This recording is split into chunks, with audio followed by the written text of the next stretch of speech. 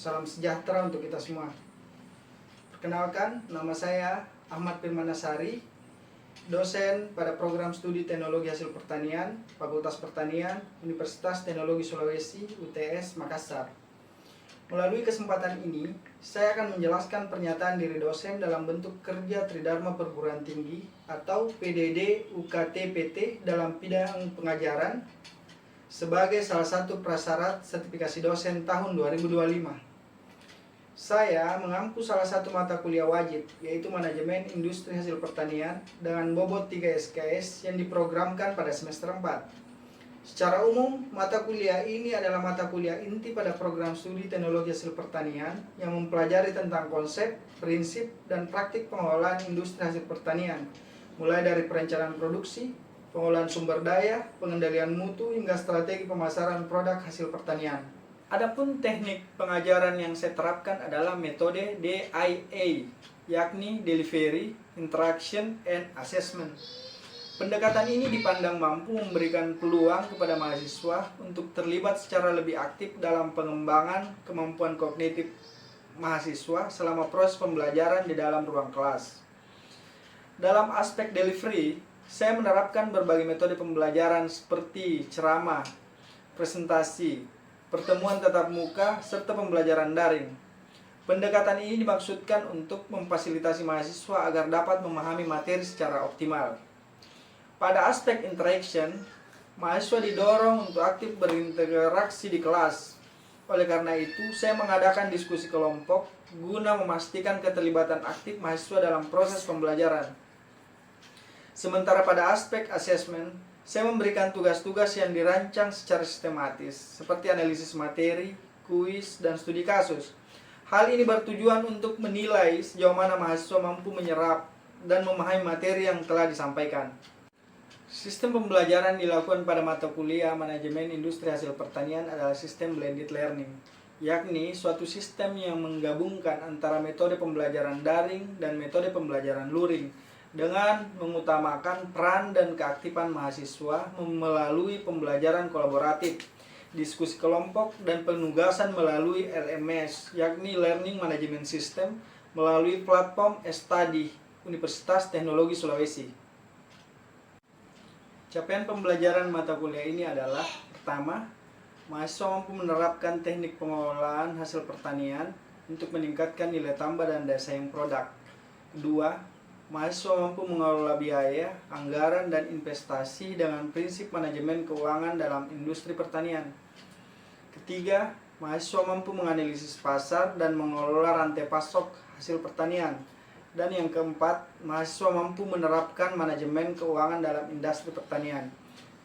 Bahan materi pembelajaran manajemen industri hasil pertanian dibawakan selama 14 pertemuan yang meliputi: pertemuan pertama, prinsip-prinsip dasar pengolahan hasil pertanian. Kedua, penerapan teknologi modern dalam pengolahan hasil pertanian. Ketiga, analisis biaya produksi hasil pertanian. Keempat, anggaran proyek industri hasil pertanian. Kelima, investasi di sektor hasil pertanian. Keenam, analisis tren pasar hasil pertanian. Ketujuh, peluang dan tantangan dalam pemasaran hasil pertanian. Kedelapan, strategi pemasaran produk hasil pertanian. Kesembilan, rantai pasok industri hasil pertanian dari hulu ke hilir. 10, efisiensi dan keberlanjutan dalam rantai pasok. 11, prinsip pengendalian mutu dalam proses produksi. 12, standar kualitas produk pertanian. 13, regulasi dan aspek hukum yang mengatur industri hasil pertanian. Dan 14, proses implementasi kebijakan yang relevan dalam praktek manajemen industri hasil pertanian. Pada proses pengajaran, saya menggunakan bahan ajar dalam bentuk buku yang dikombinasikan dengan berbagai jurnal ilmiah terakreditasi yang dianggap relevan dengan mata kuliah yang diajarkan. Sistem penilaian dalam mata kuliah yang saya ampu mencakup beberapa komponen utama, yaitu kehadiran dan partisipasi aktif, tugas individu maupun kelompok, serta pelaksanaan ujian tengah semester atau UTS dan ujian akhir semester atau UAS. Masing-masing aspek memiliki bobot yang seimbang, yaitu kehadiran dan partisipasi sebesar 25%, tugas individu dan kelompok sebesar 25%, UTS 25%, dan UAS 25%. Demikianlah penjelasan mengenai mata kuliah Manajemen Industri Hasil Pertanian yang merupakan bagian dari program studi S1 Teknologi Hasil Pertanian. Sebagai pelengkap, berikut saya sajikan video pembelajaran dengan pendekatan luring yang mendemonstrasikan praktik pengajaran dalam mata kuliah ini. Selamat menyaksikan.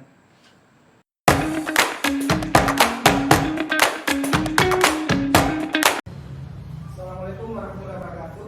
Waalaikumsalam warahmatullahi wabarakatuh. Selamat sejahtera untuk kita semua. Selamat bertemu kembali di perkuliahan Manajemen Industri Hasil Pertanian. Bagaimana kabarnya semua? Baik. Alhamdulillah.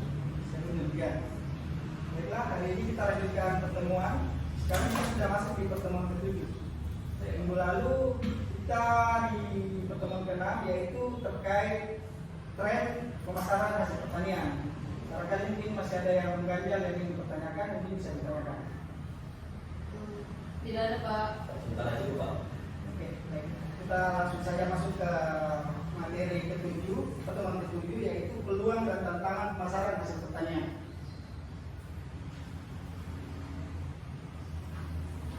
Jadi, pemasaran hasil pertanian mencakup semua langkah yang diperlukan untuk membawa produk dari tempat produksi ke konsumen akhir.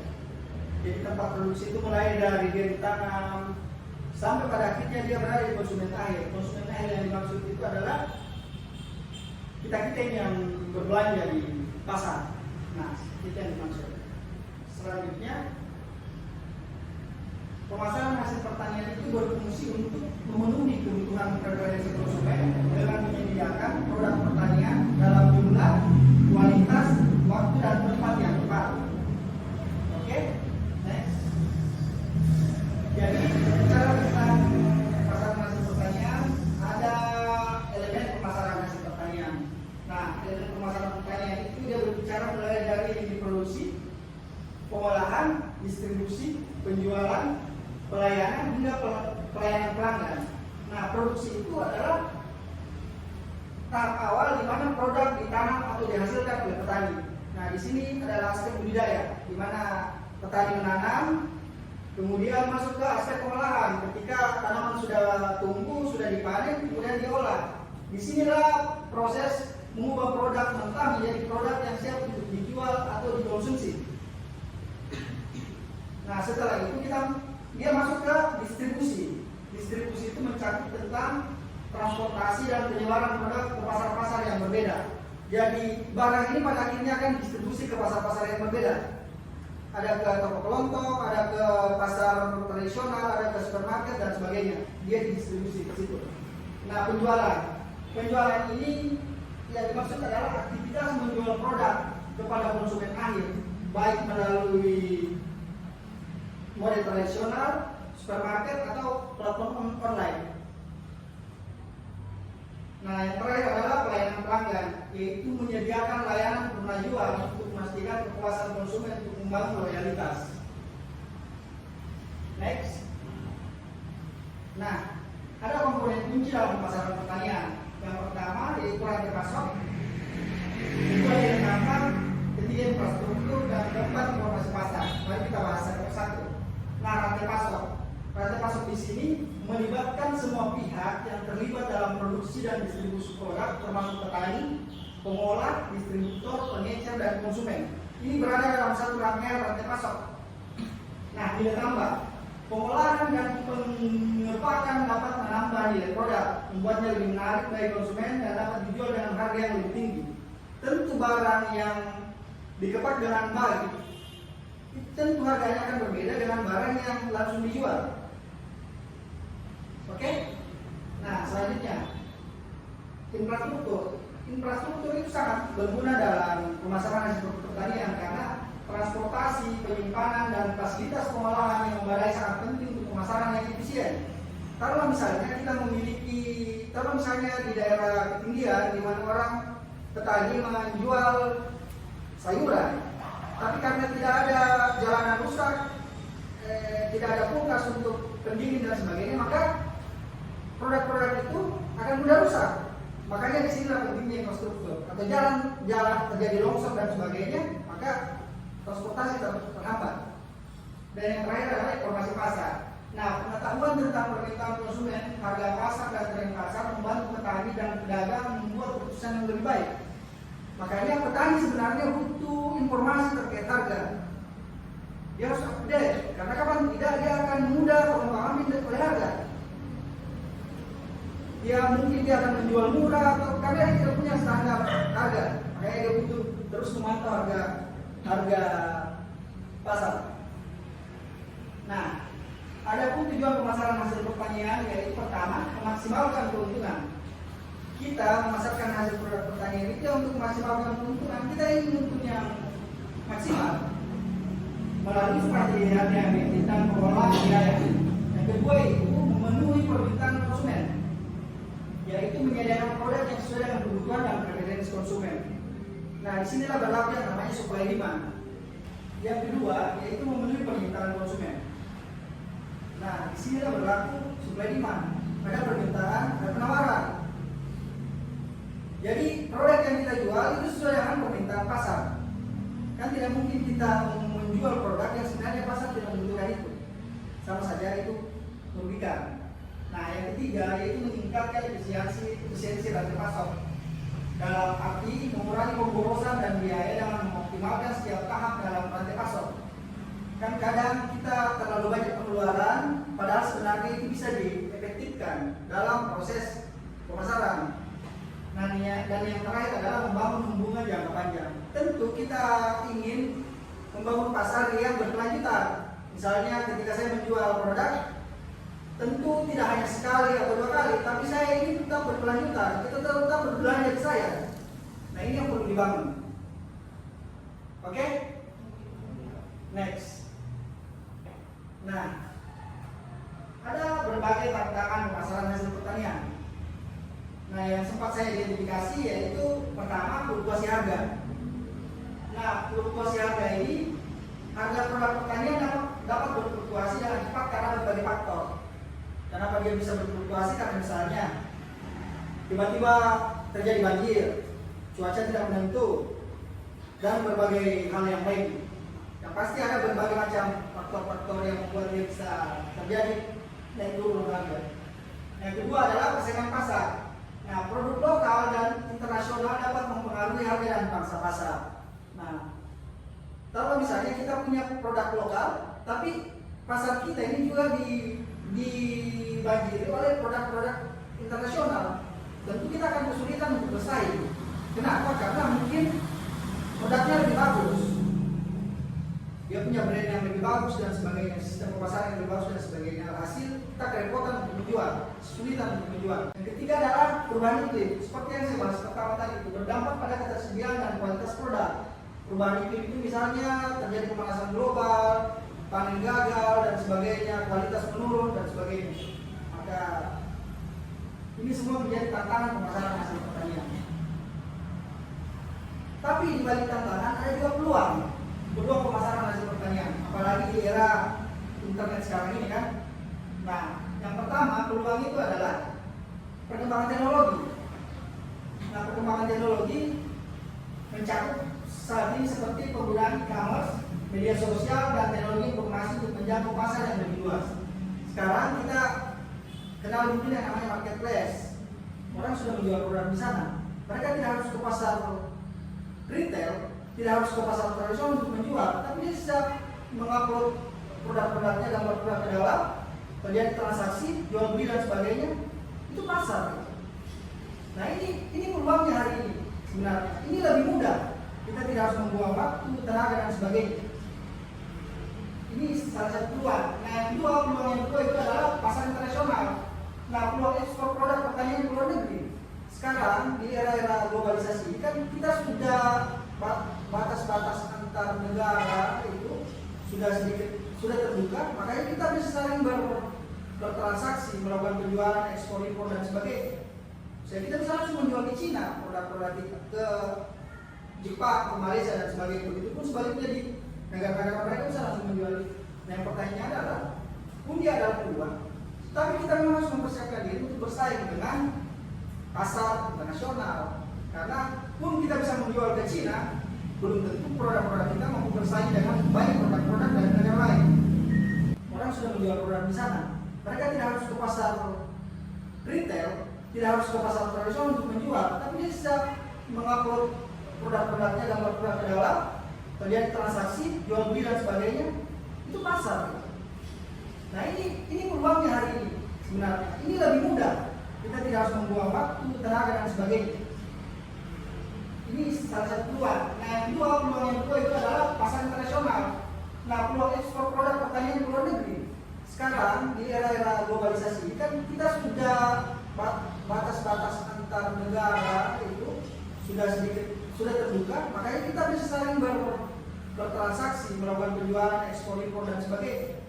Jadi kita bisa langsung menjual ke Cina produk-produk kita, ke Jepang, ke Malaysia dan sebagainya. Begitu pun sebaliknya di negara-negara mereka bisa langsung menjual.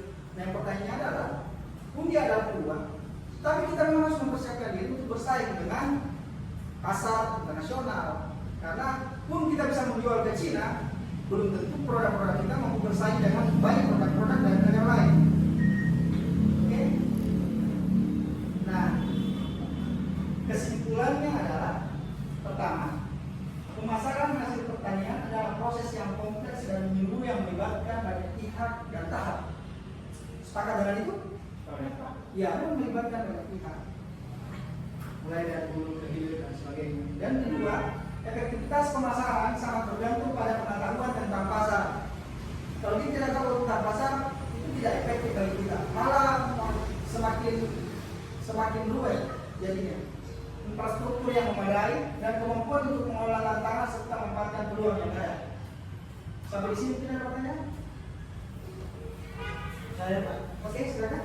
Mengapa banyak petani lokal yang berada di sistem pemasaran digital Pak? Nah, ini juga yang problem hari ini. Karena kita mengalami keterlambatan di saat era informasi semakin terbuka, pasar online semakin terbuka, justru petani lambat untuk masuk ke pasar itu. Nah, menurut saya ada beberapa tantangan, ada beberapa halangan kenapa petani itu masih enggan untuk masuk ke itu. Pertama yaitu keterbatasan literasi tentang digital. Kita tahu bahwa petani kebanyakan di daerah infrastruktur digital belum menjangkau sampai ke sana, pun menjangkau tapi belum semaksimal di daerah perkotaan. Makanya dia belum memiliki pengetahuan literasi yang cukup tentang itu. Nah, yang kedua, infrastruktur internet di daerah itu, di pedesaan itu belum semasif di kota. Pun ada internet, jaringan dan sebagainya, tapi belum seperti di kota, jaringan infrastruktur jaringan internet itu belum ditambah mungkin listrik yang mudah padam dan sebagainya, makanya memperlambat akses internet dan sebagainya. Dan yang ketiga menurut saya adalah petani masih kurang percaya terhadap proses transaksi daring. Jadi petani yang dianggap transaksi itu adalah transaksi tunai, itu ketika ada uang. Nah sekarang kan sudah banyak sistem transaksi yang digunakan, yang bisa menggunakan kris, yang bisa menggunakan model-model transaksi yang lain. Baiklah, di penghujung materi kita masuk ke soal latihan. Nah soal latihan ini saya berikan kepada beberapa mahasiswa untuk dikerjakan di rumah.